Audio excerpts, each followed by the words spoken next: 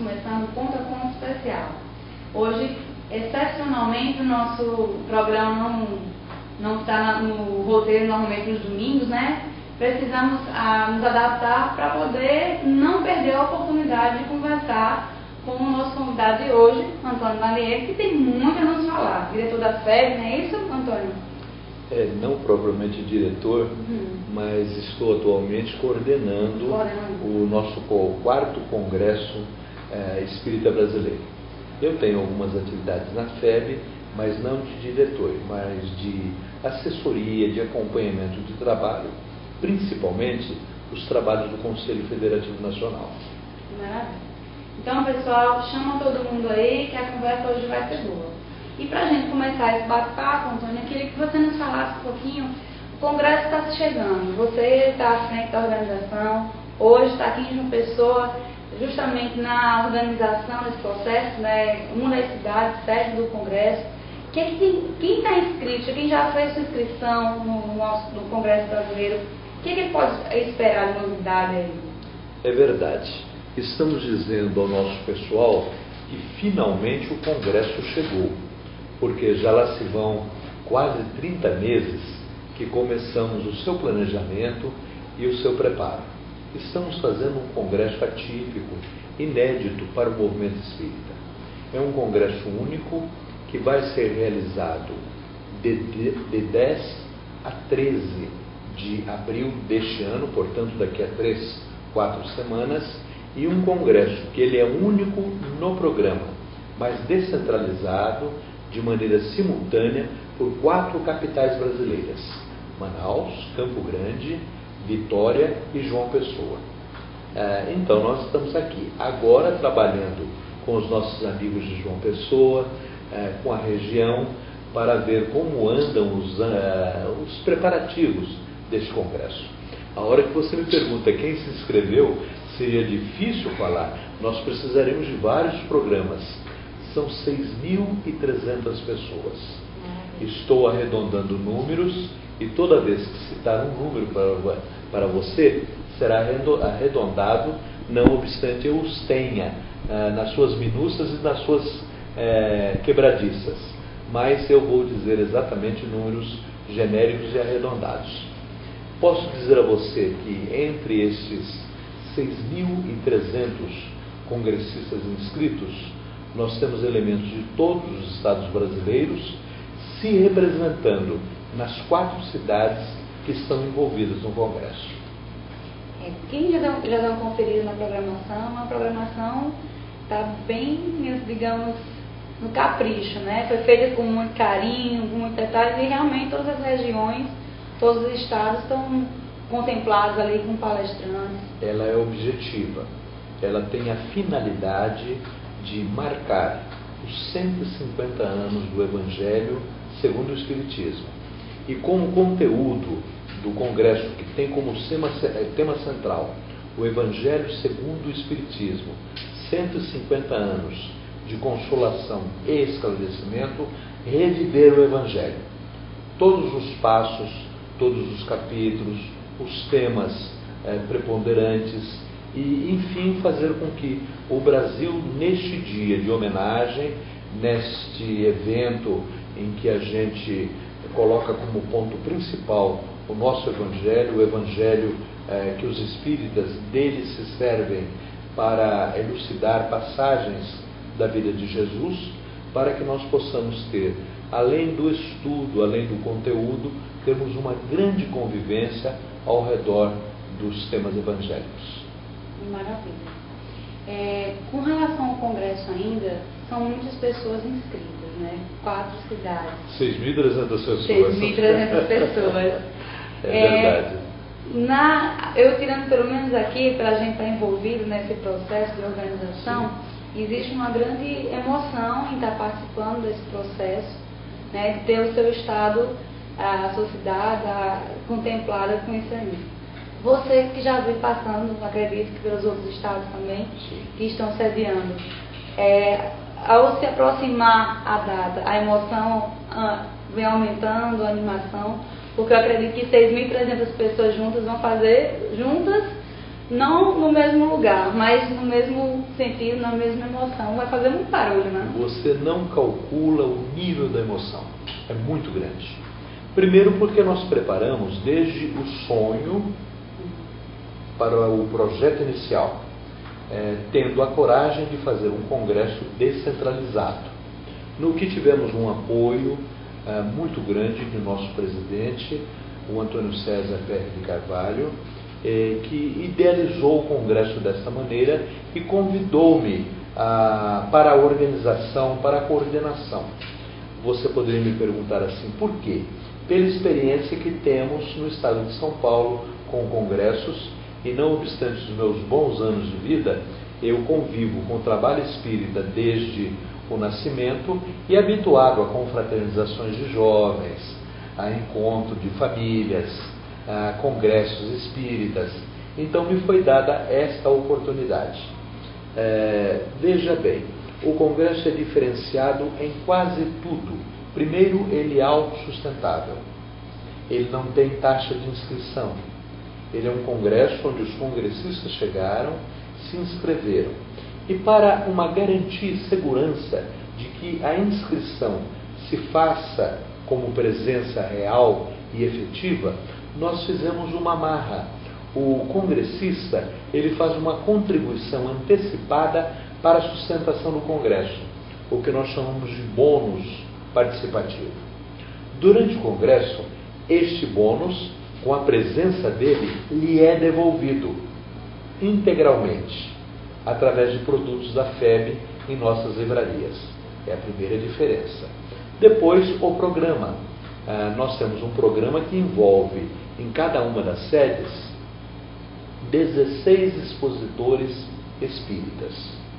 No total, temos 64 pessoas envolvidas com o conteúdo do congresso. Essas pessoas não vão se ver, apenas 8 delas estarão em mais de um congresso. Todas as outras irão em apenas um congresso, uma das sedes do congresso. Mas essas pessoas, cada tema tem 4 expositores, estão se relacionando, conversando, falando por telefone, por e-mail, usando as normas que temos hoje de facilidade de comunicação, não para prepararem de modo fiel o mesmo roteiro, não é isso, mas para trocar ideias e darem conceitos que sejam comuns nas 4 cidades.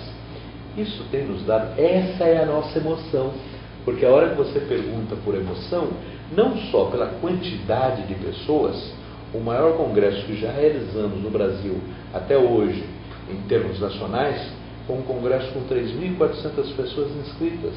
Nós quase estamos dobrando.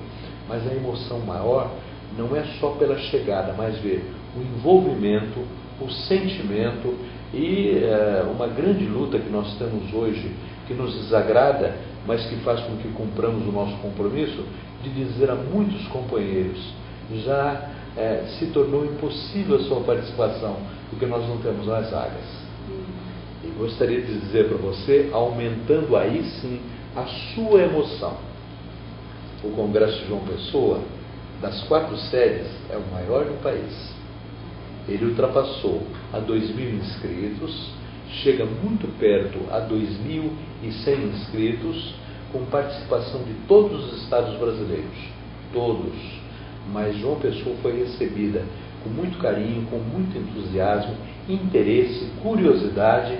Então, com certeza, um dos pontos mais assim que nos deu alegria, que nos deu satisfação em preparar, foi o Congresso de João Pessoa. E o Brasil respondeu conosco isso.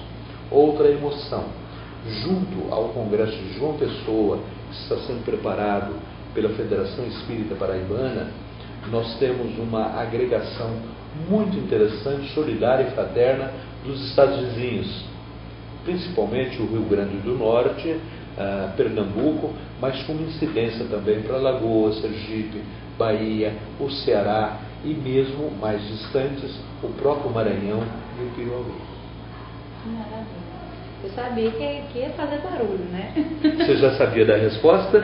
Ou eu te dei alguma novidade? Não, eu sabia que era barulho, mas eu não sabia que a emoção era tão grande. É muito. Então, conversando com os companheiros da comissão local, com os companheiros da Federação Paraibana, a gente sente este ânimo. Hoje fizemos uma visita ao Paço dos Leões. Olha, não me lembro em minha vida de congresso num ambiente tão agradável, tão verde e tão próximo à natureza para fazer um evento espírita. E tenho certeza de que será um ambiente de muito calor, nos dois sentidos. Primeiro por causa da nossa temperatura alta e úmida de João Pessoa, mas acima de tudo pelo calor humano, que é o tema e o tom que nós queremos dar ao nosso congresso. Com certeza é um evento grandioso, né? Envolve muitas pessoas, eu tenho certeza que vai ser um sucesso total e essas 6.300 pessoas vão sair desse congresso renovadas, né, com muita força, com essa mesma emoção que está sendo elaborado todo o processo. Esperamos que estejam revitalizadas. João Pessoa recebe 2.100 pessoas, o congresso vai ter um envolvimento de aproximadamente 2.300, 2.350, contando com os trabalhadores das casas espíritas de João Pessoa, simbolizando a própria união da federação. Mas é bom que se diga, porque você já me perguntou e eu não evidenciei, quem está participando do Congresso de João Pessoa e que chama a atenção. Nós teremos a abertura através de Haroldo Dutra Dias, numa conferência que vai acontecer na sexta-feira, dia 11 de abril, mês que vem, a partir das 10 às 12h30 horas. Então esta conferência de abertura é de Haroldo Dutra Dias, mineiro, que tem trabalhado muito com vocês aqui na Paraíba. O encerramento será feito pelo presidente da Federação Espírita Brasileira, Antônio César Pereira de Carvalho, também com uma conferência. Às vezes a gente tem assim, nossa, o presidente uma conferência. Eu tenho, em minhas experiências e convivências com César Perry, acompanhado o seu trabalho e considero que hoje, dentro da função exposição, divulgação da doutrina, tem se aplicado de maneira ímpar e dado assim mensagens, conteúdos muito apropriados e muito valiosos para a comunidade espírita. Aí nós temos as novidades, que na região não são tantas novidades. Sandra Borba, do Rio Grande do Norte, André Luiz Peixinho, da Bahia, e depois os nossos companheiros que representarão as federativas da região, nesses estados que eu já citei, que vai do Piauí à Bahia, passando por todo o nosso litoral aqui do Nordeste brasileiro. Então toda a federativa tem um ou algumas delas, 2 representantes para a formatação do programa. Então é só aguardar o sucesso agora, né? Aguardar, esperar, porque por mais que tenhamos preparado, sempre há uma expectativa, mas essa expectativa é positiva. Convivendo esses dias, estou aqui na Paraíba, com os companheiros que aqui são responsáveis pelo Congresso, eu sinto assim muito calor humano e confiança na organização. Para acompanhar com os paraibanos o êxito do Congresso, nós temos as pessoas que virão de Brasília e que compõem o quadro da diretoria da federação e que estarão auxiliando. Eu poderia citar, por exemplo, a vice-presidente da FEB, Marta Antunes de Moura.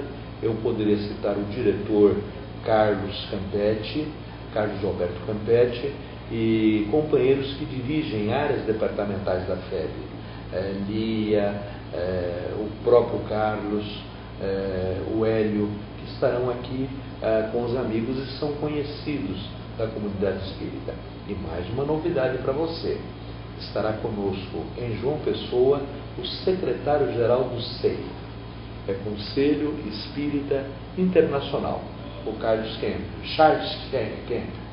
Ele estará aqui, inclusive o nosso presidente Marco Antônio preparou um trabalho especial para ele, que eu acho que vai ser muito significativo. A gente não pode dizer das surpresas, porque senão quebra. Mas há surpresas que envolvem Charles e Marco Antônio logo na abertura do nosso congresso aqui em João Pessoa. Maravilha. Sim, com eu tenho certeza que todo mundo que está nos assistindo agora já está querendo fazer as malas para vir para João Pessoa, para não perder. Com certeza. Antônio, dando continuidade a essa nossa conversa, eu queria que você falasse um pouquinho da nova campanha, né, da FEB, começando com esse projeto, que eu digo que cada campanha, cada projeto é um filho, né? E se tem todo o cuidado para elaborar, para que ele tome maiores proporções e consiga atingir os objetivos. Falo com prazer. Esse filho, que para você nasce agora, para mim tem 45 anos. Nossa. Vai ser. É um filho já maduro, porque dizem aí os pronto modernos, para sair de casa. diz a psicologia moderna que aos 45 anos nós começamos a nossa idade de velhice, né? Então já estaria aí. Mas eu conto para você, para explicar por que fizemos a brincadeira. A campanha nasceu lá atrás no estado de São Paulo. Comece pelo começo. E tem a visão de estudar a obra básica. O que seria a obra básica? O Livro dos Espíritos, que é a obra fundamental da doutrina espírita, o Livro dos Médiuns, o Evangelho segundo o Espiritismo, a Gênese e o Céu e o Inferno. E com isso, no estado de São Paulo, nós colocamos diante das casas espíritas uma responsabilidade ou um compromisso de estudo da obra básica de maneira sistematizada. E ao lado da obra básica mostrar o codificador, Allan Kardec. Posteriormente, por volta dos anos final da década de 70, princípio da década de 80, século passado, você já tinha nascido, né? Já tinha nascido. Então, século passado, essa campanha foi encampada de uma maneira diferenciada pela FEB e se chamou Campanha de Divulgação do Espiritismo. Envolvido em 2 ramos básicos: conheça o Espiritismo e divulgue o Espiritismo. Conheça para o pessoal interno e divulgue para o pessoal externo, que por sua vez já tinha dado um alicerce, ou tido também o seu alicerce, no trabalho do ESD, Estudo Sistematizado da Doutrina Espírita. Parece que aqui a pronúncia de vocês é ESD, não é isso? ESD. É ESD mesmo? ESD. Então pronto. Cecília Rocha, que foi a coordenadora, incentivadora desse programa, brincava muito com essas siglas e a maneira como a gente abre ou fecha a pronúncia do E ou do E. Isso passou. Os estados brasileiros, através das suas federativas, criaram várias campanhas também para estudo do Espiritismo, ou estudando de maneira generalizada todos os livros, ou específica, cada livro tendo o seu próprio curso, ou fazendo as duas coisas. E agora surgiu a oportunidade, um lance, numa das reuniões do Conselho Federativo Nacional e da Secretaria-Geral do Conselho Federativo Nacional, de criarmos, dentro da Federativa Espírita Brasileira, uma área voltada para o estudo doutrinário, uma área de estudo. E aí se pensou em ter como uma das bases dessa área o Comece pelo Começo. Então a campanha surgiu de novo. A campanha tem a mesma premissa dela lá fora, só que agora fortalecida pela participação e convivência com todas as federativas brasileiras. Então, ela surge para divulgar a obra básica, em seu princípio, com Kardec, porque a gente tem que dizer que sem Kardec nós não temos Espiritismo. Não sei como vocês trabalham nessa situação na Paraíba, mas eu penso que é um fato comum, porque sem Kardec nós não teríamos Espiritismo.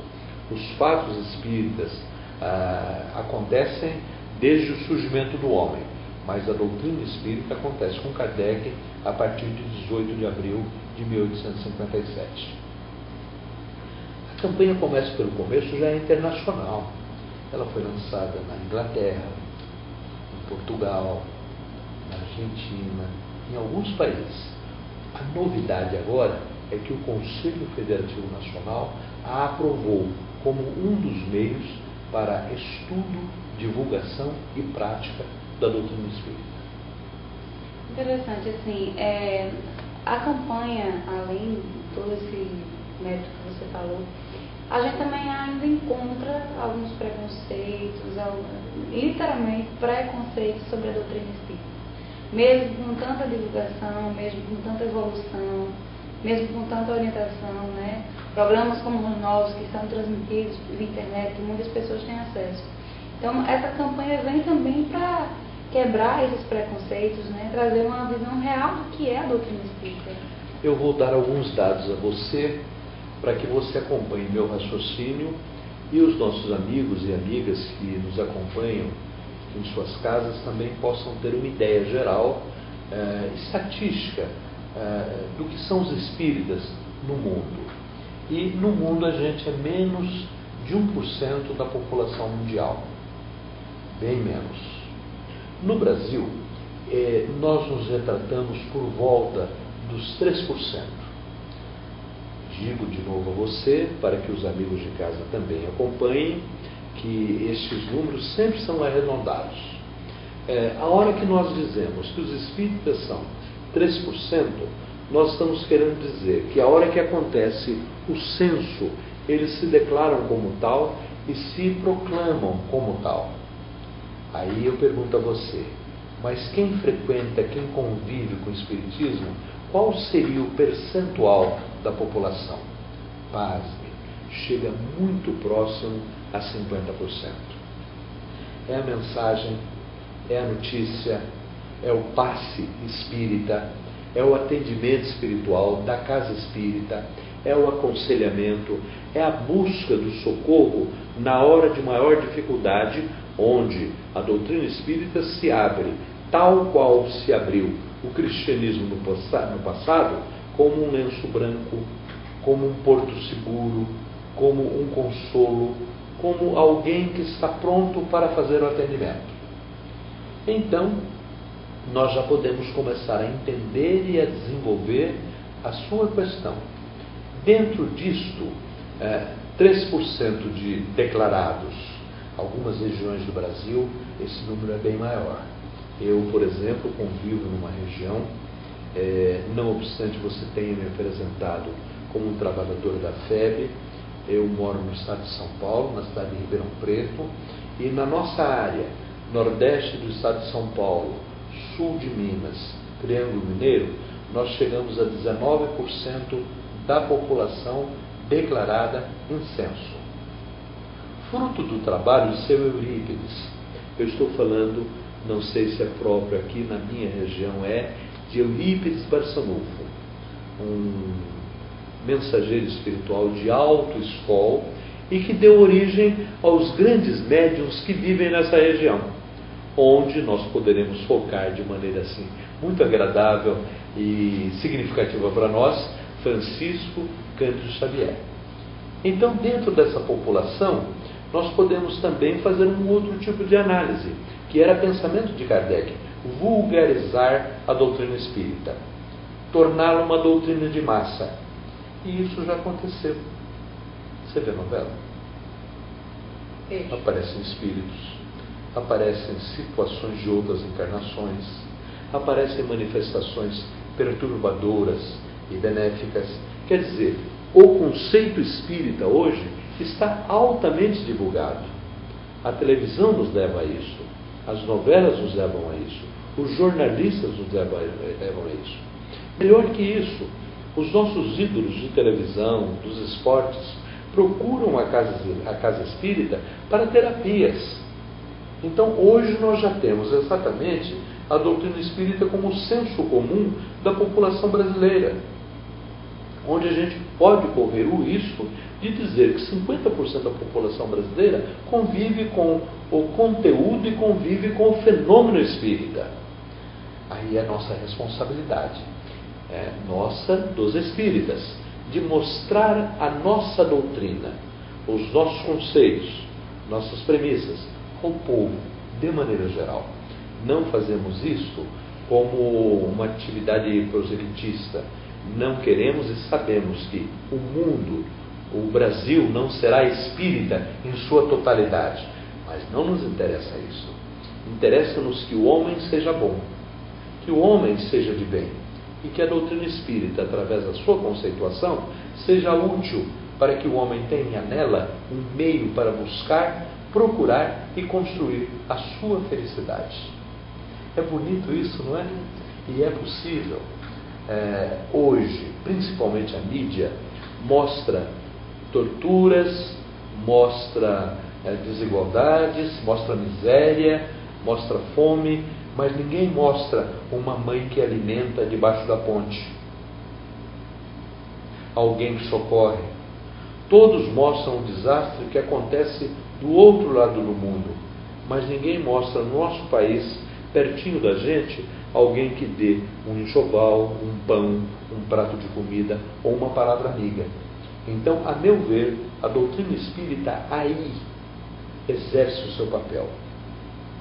O Livro dos Espíritos, em uma de suas respostas, diante da pergunta do codificador, Allan Kardec, diz assim, que um dia o Espiritismo será crença geral, não será religião de todos. Porque isso não é do nosso interesse.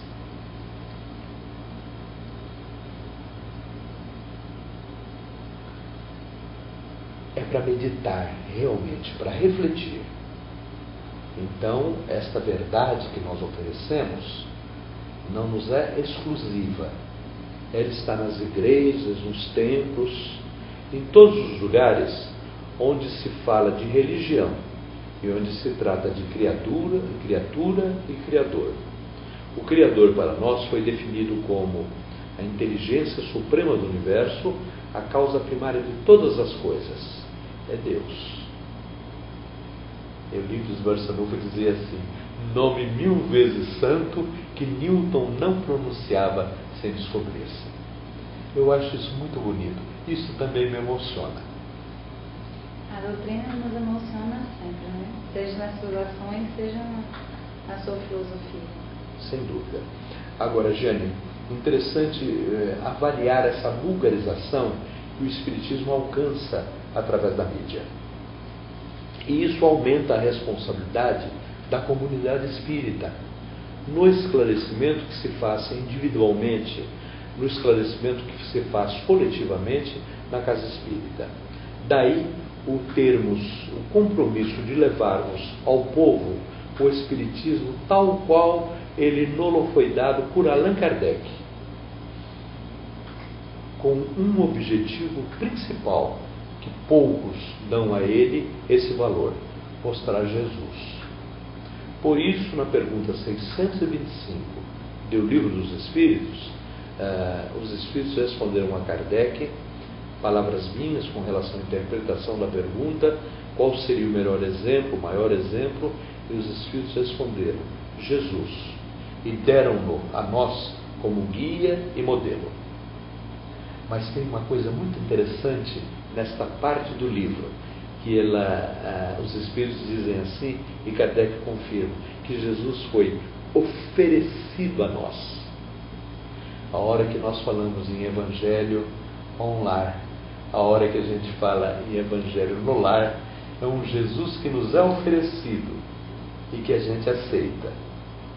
Não seria bom oferecer isso também aos outros, sem egoísmo, sem presunção de tê-lo só para nós, mesmo porque ele não é só nosso, ele é o governador do planeta.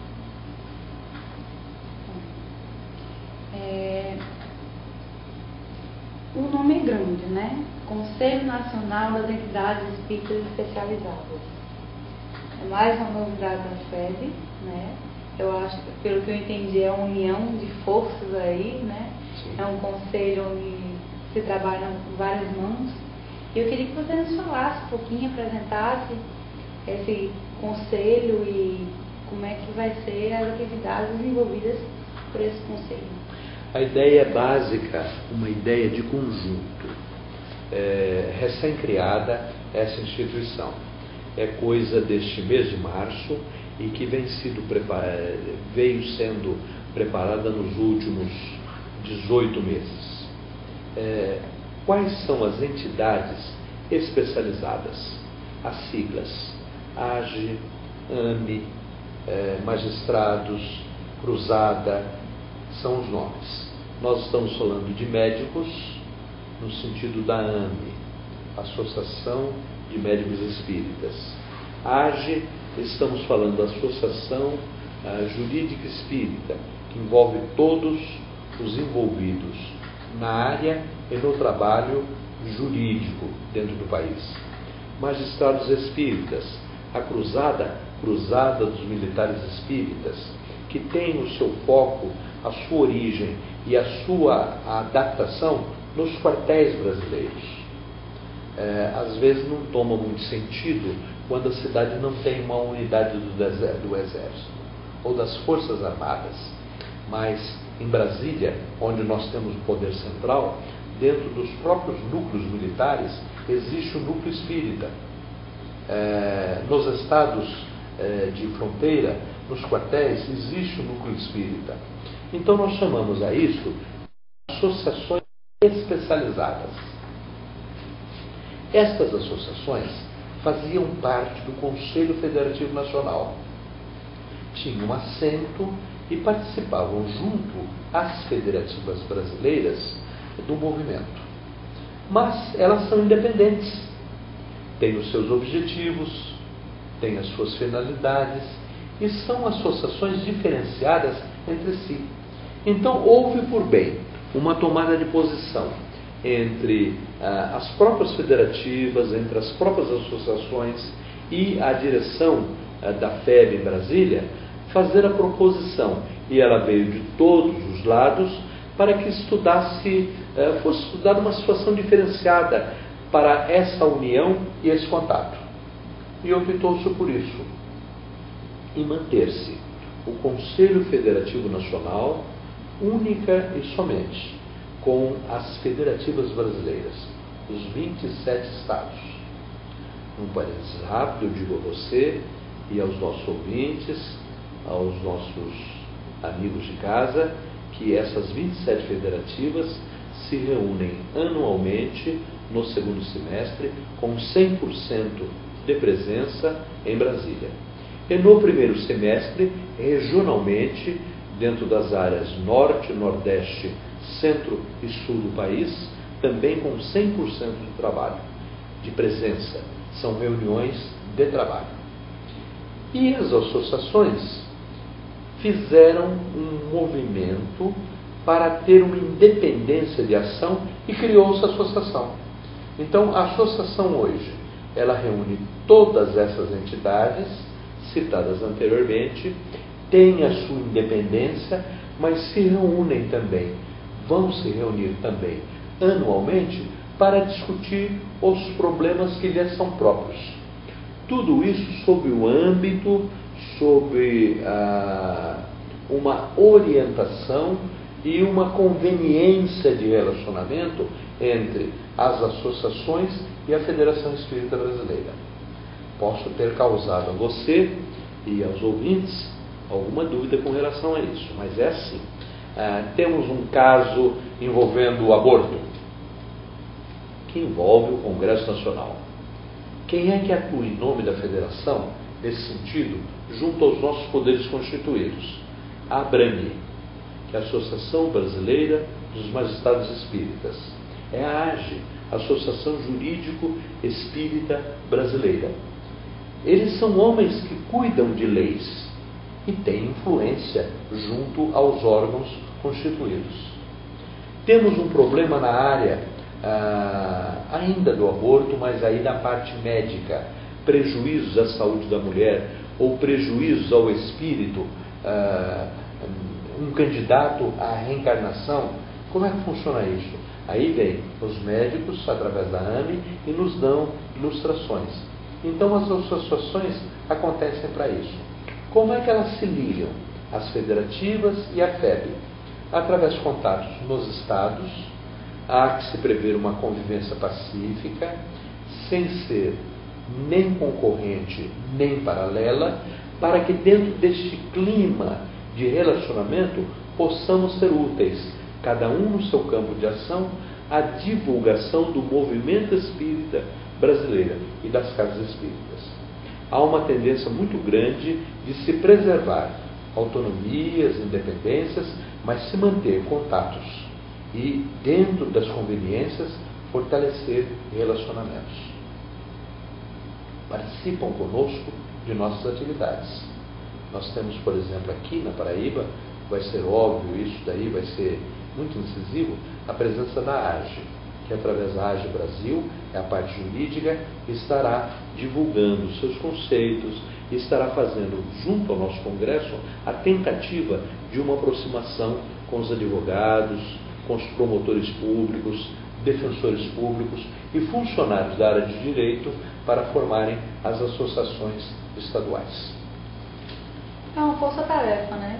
Juntando forças, cada um... Várias forças-tarefas, cada uma dentro do seu âmbito de ação, mas todas vinculadas ao princípio espírita. O que é isso? Nós temos várias coisas acontecendo no mundo e temos essas coisas vistas à luz do Espiritismo. Coisas interessantes, por exemplo, como é que se analisa o criminoso? A gente, inclusive, já teve aqui representantes no ponto da Abramo, da AME, falando sobre questões relacionadas. E é sempre bem interessante. Eu tenho uma convivência com o diretor, o presidente AGE Brasil, o Tiago Sintra Essato. Ele mora atualmente em Ribeirão Preto, mas tem origem em Franca, que tem um dos principais movimentos espíritas do Brasil. Tiago é um jovem defensor público, não tem mais que 40 anos, é tão jovem, mas é uma pessoa muito idealista, muito entusiasmada com o movimento. E a AGE tem dado, através das instituições estaduais e ao Brasil, uma contribuição muito grande nesse sentido, inclusive com publicações, e tem abertura junto à mídia, junto a centros de convenção, junto a fóruns, junto a faculdades de direito, coisa que nós não teríamos acesso. Então, realmente, é uma somatória, é uma força-tarefa avançada e, como diz o nome, especializada para a sua atuação. Maravilha. Quanto mais forças em prol, melhor. Antônio, um planejamento já foi feito, né, em 2014, já está em execução. Mas o que a gente pode esperar aí das metas, do que está sendo buscado nesse ano de 2014, né, no cenário nacional espírita? Faço um preâmbulo dizendo a você que o nosso primeiro planejamento para o movimento espírita brasileiro foi de 2007 a 2012.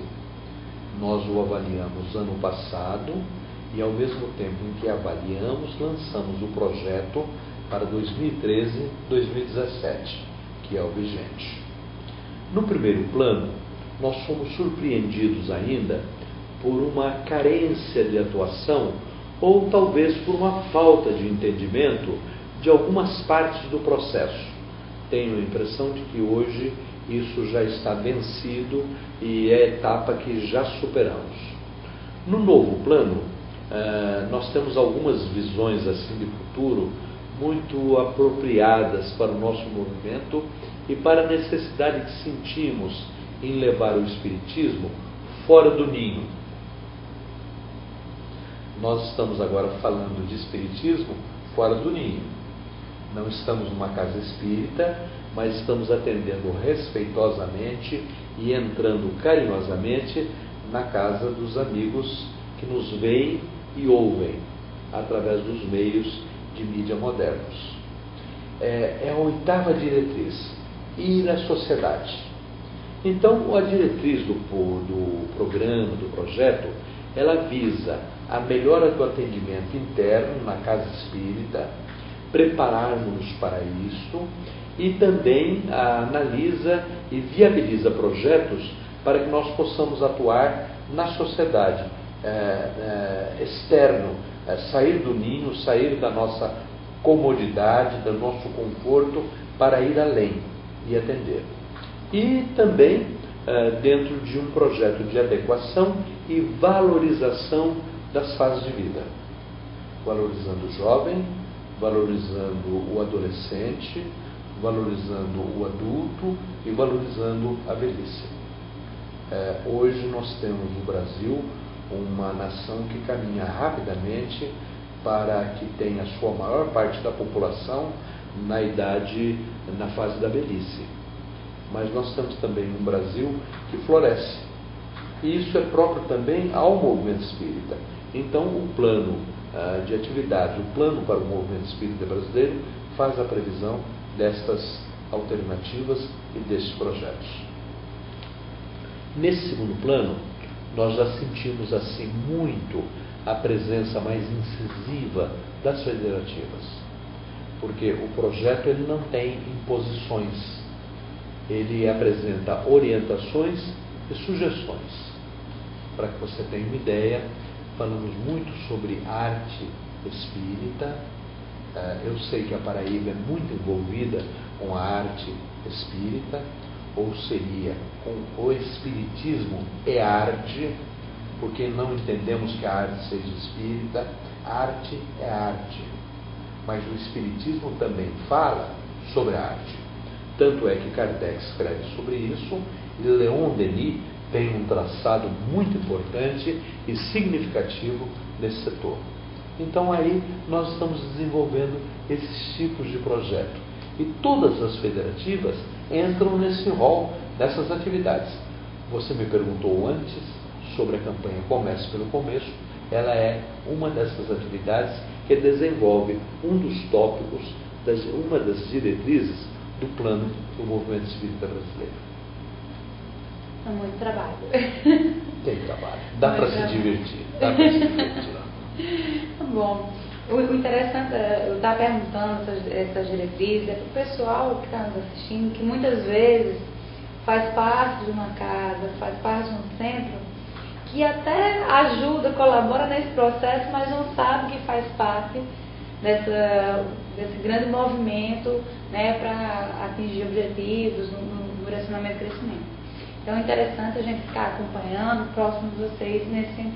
Assim, o interessante também é que se pense que o espiritismo precisa sair da gaveta. Então, a hora que a gente vai a reuniões de planejamento, a nossa tendência é trazer tudo aquilo para o campo do enriquecimento pessoal. Isso é egoísmo e falta de responsabilidade, porque a gente tem que vir e trazer e, dizem os nordestinos e nortistas, socializar o conhecimento, mas colocá-lo também em prática. Agora, cabe-nos hoje uma responsabilidade um pouco maior de levar isso à sociedade.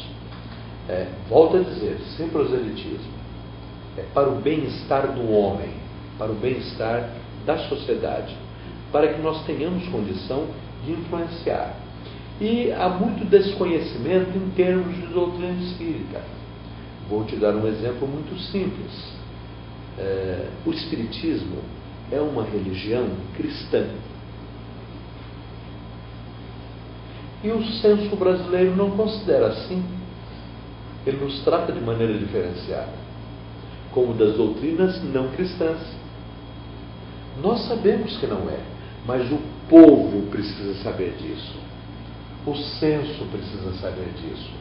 O IBGE precisa ter consciência disso.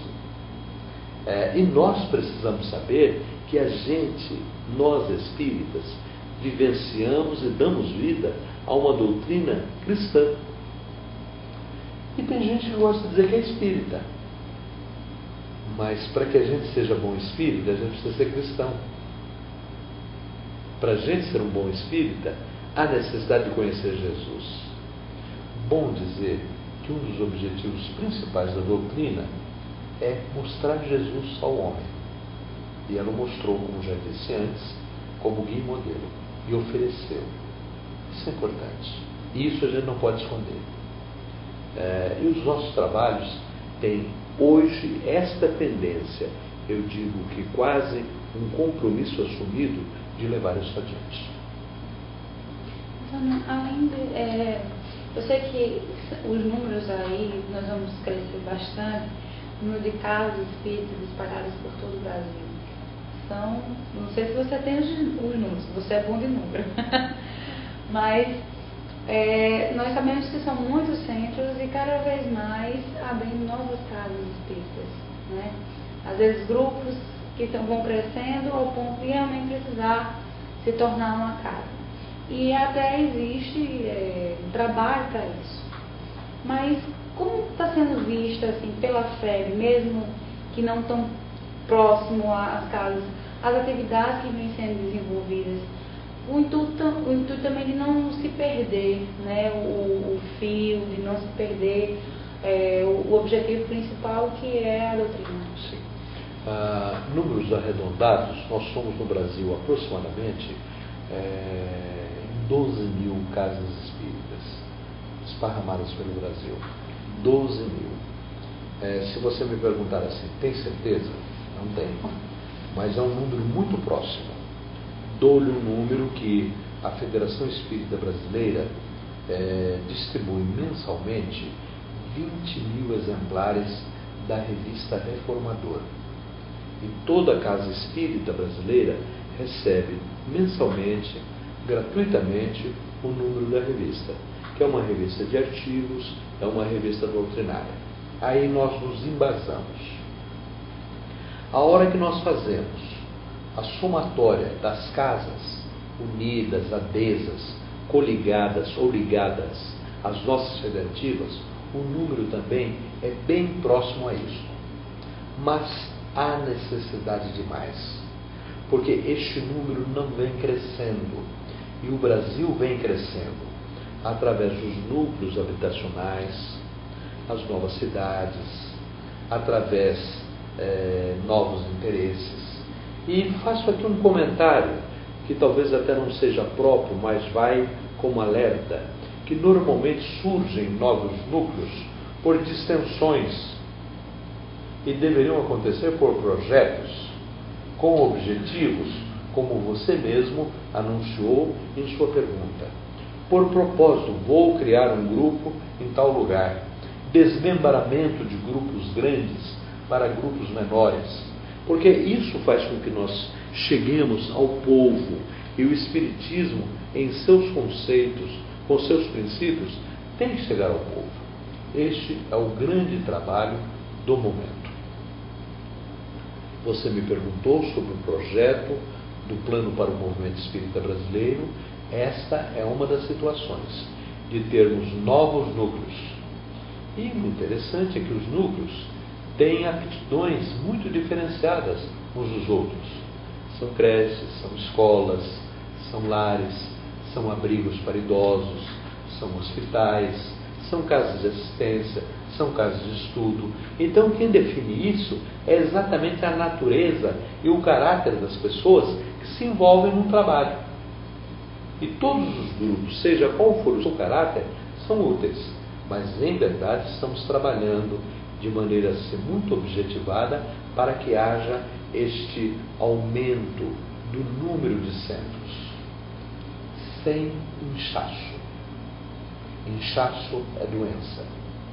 É a progressão automática, saudável, fraterna, no sentido de criar novos pontos de fontes de luz, de cristianismo, de espiritismo cristão à face do planeta e principalmente em nosso país. Conversando um pouquinho sobre o nosso país. Hoje, praticamente, o espiritismo ele está plantado no Brasil. Há espíritas em todo o mundo. E quando a gente avalia os espíritas no mundo, nós nos encontramos diante de uma realidade, com dois caminhos. Ou são espíritas brasileiros que, indo ao exterior, montaram seus núcleos, ou gente do exterior que, vindo ao Brasil, se encantaram com o espiritismo, frequentando as nossas casas e voltando às suas cidades, aos seus países, montaram núcleos espíritas. A influência nesse ir e vir estão bem direcionadas. Ou são funcionários de Estado, basicamente Banco do Brasil, ou funcionários militares das Forças Armadas, que levam e trazem. Hoje, o Conselho Espírita Internacional trabalha essa ideia e esses núcleos. Então, nós poderíamos dizer que na Europa nós temos núcleos em vários países, na América do Sul, na América Central. O movimento espírita na América Central é primoroso, diferenciado do nosso, muito voltado ao espiritualismo, muito voltado ao assistencialismo. Já na Europa não se admite doutrina espírita enquanto movimento assistencialista, porque os governos suprem, é outra realidade. Há um apego maior para a filosofia, para a ciência. E no Brasil nós temos a vivência completa, plena, dos três aspectos: ciência, filosofia e religião, pelo próprio caráter do nosso povo.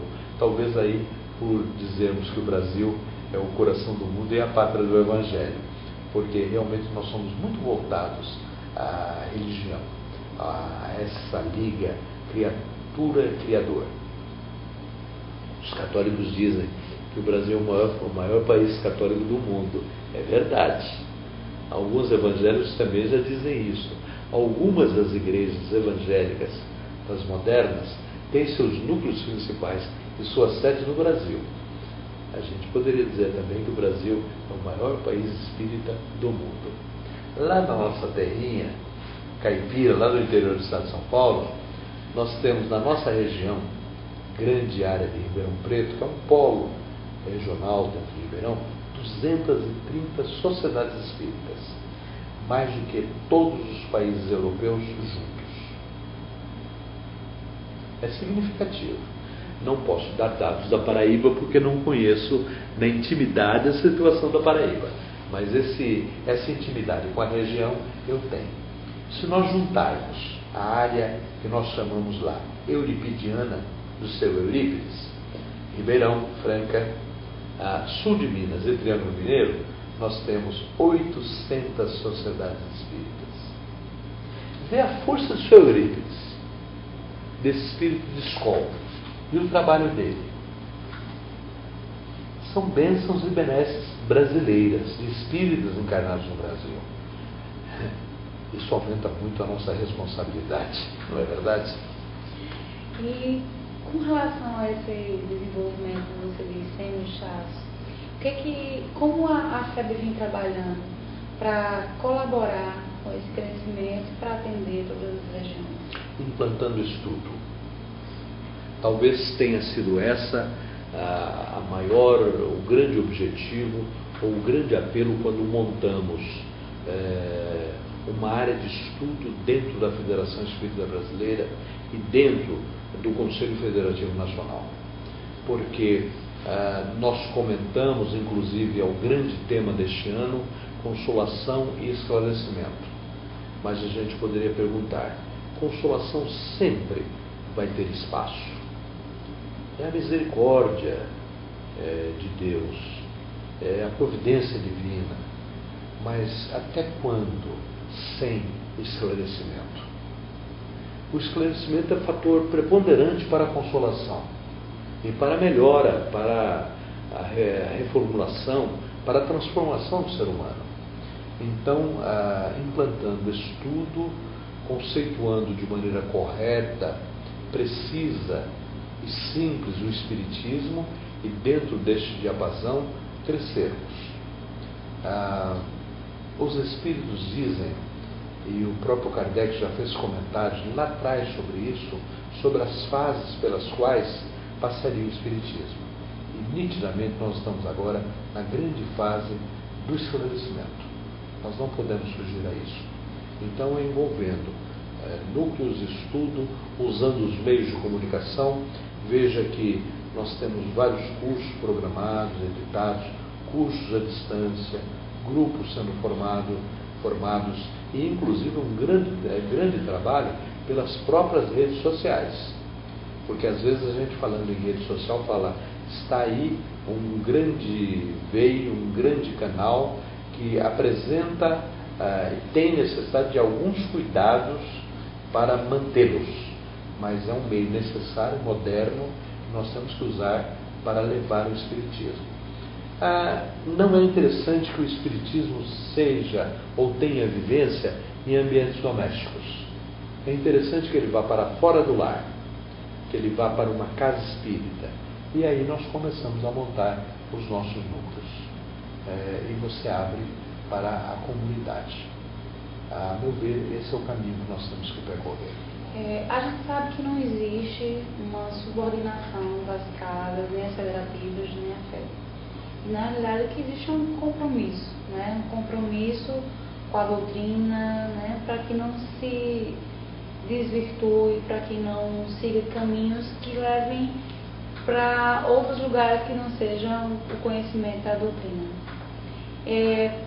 Para quem nos assiste, que às vezes faz parte do centro e às vezes tem a ideia, tem aquele grupo que quer crescer e se formar um centro, que compromissos são esses que as casas têm que ter com a FEB e a FEB com as casas? Ok. Você coloca a situação de maneira muito correta. O nosso relacionamento, entidades ditas federativas e casas espíritas, é um relacionamento justo ao trabalho de unificação que orienta, sugere, sem hierarquia, sem sobreposição, sem poder, mas disciplinado e organizado. Porque senão nós não conseguiríamos criar, crescer e alcançar as nossas metas. A hora que você faz a pergunta como isto pode acontecer, é se adequando. Então, todas as federativas têm alguns cuidados para construir a sua rede. No primeiro ponto é o básico, atender às normas legais do país.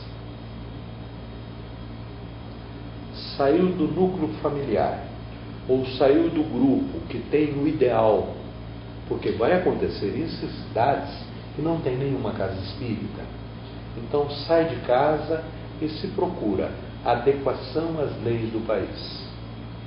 Feita essa adequação, procurar trilhar o caminho da codificação espírita, dos livros que eu já anunciei e do postulado de Allan Kardec.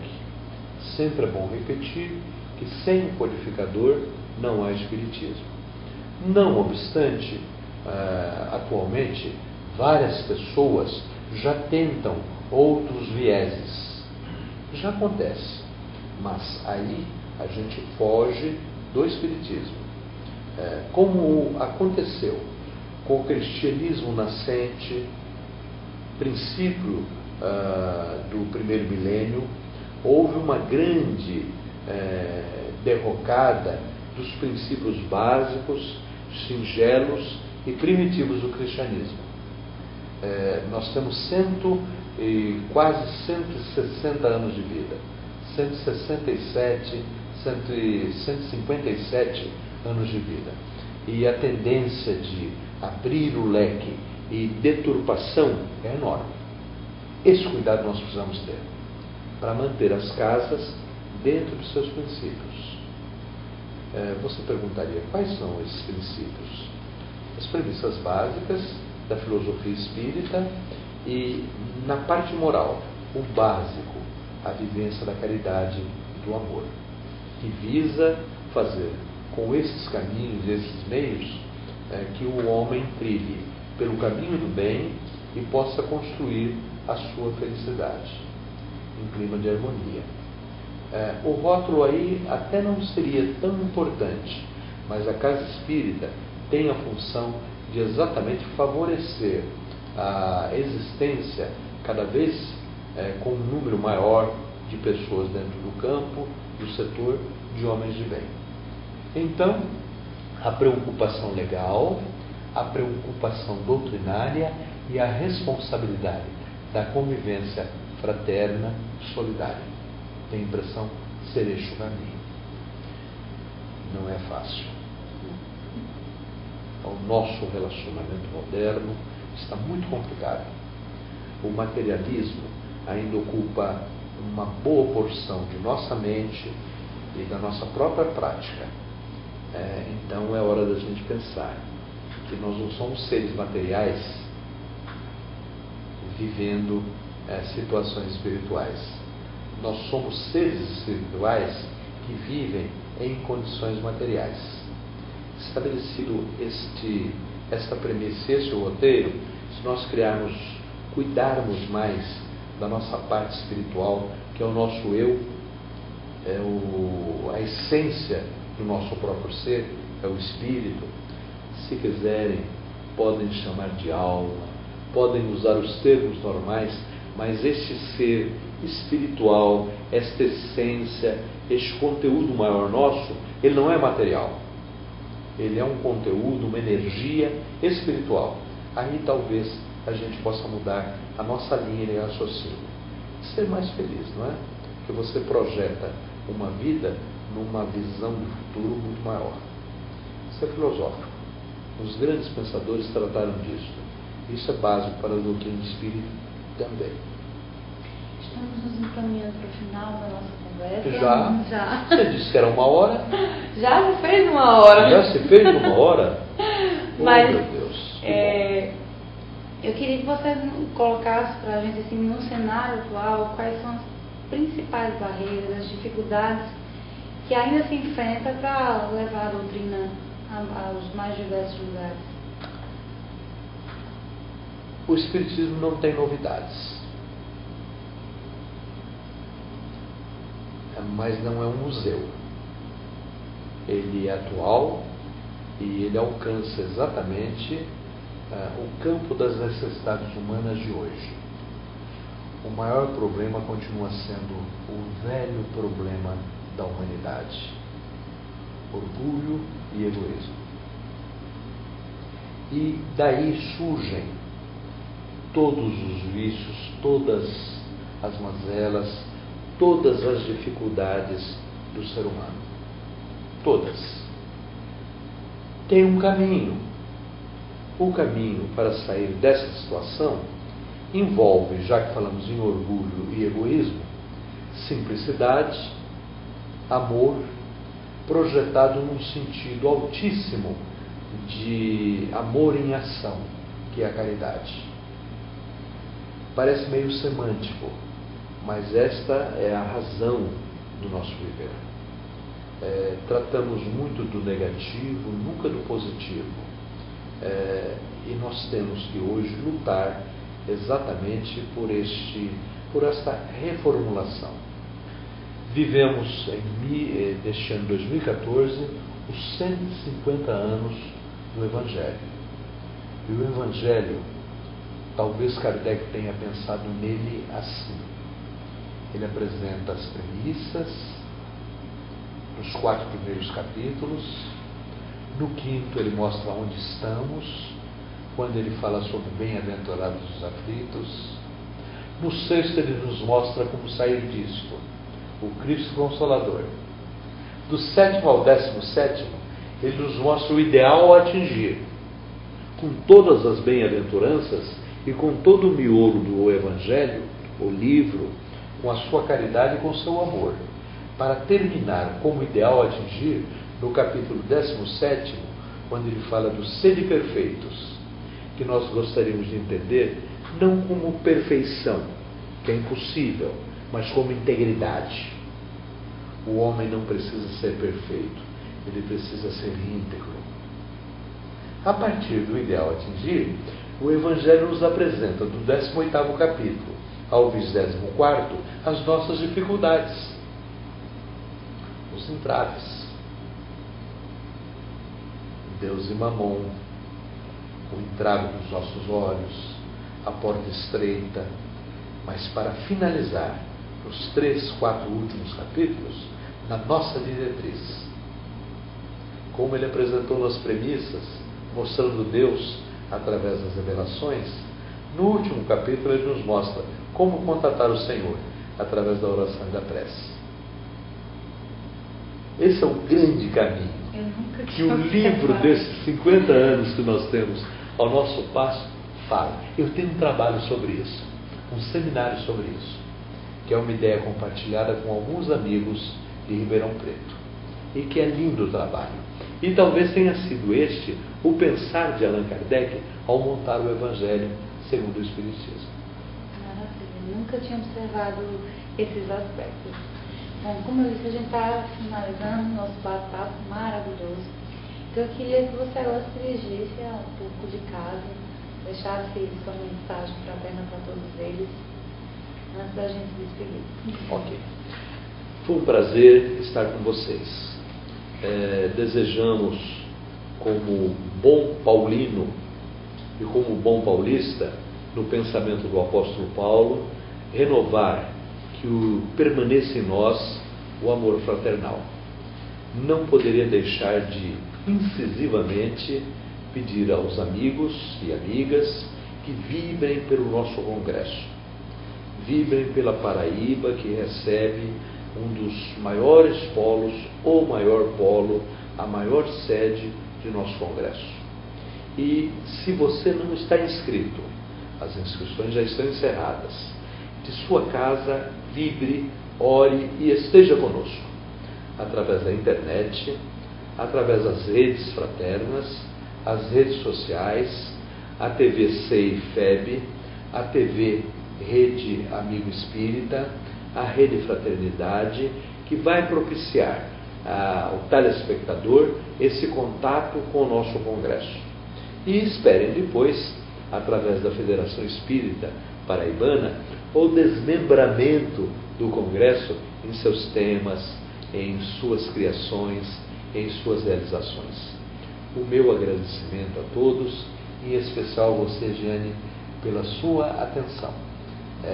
Como coordenador geral do Congresso, 4º Congresso Espírita Brasileiro, deixo o meu agradecimento à Paraíba, ao programa pela oportunidade e deixo aqui o abraço fraterno da nossa Federação Espírita Brasileira e no nome de nosso presidente, o Antônio César Pérez de Carvalho. Muito obrigado a vocês. Nós que agradecemos sua presença, tanta informação preciosa que nos passou hoje. Agradecemos aos nossos amigos de casa pela companhia, um horário inusitado, né? Mas agradecer pela parceria de vocês sempre conosco. Então, queria deixar um grande abraço a todos vocês da Rede Amigo Espírita e TVC que nos assistem e convidá-los para domingo, às 4 horas da tarde, estarem conosco para mais um ponto a ponto que vai falar sobre o papel da mulher espírita na sociedade. E com a convidada Raquel Maia, né? E aí todos convidados para participar dessa conversa bacana. Então, até domingo, grande abraço a vocês, boa noite a todos.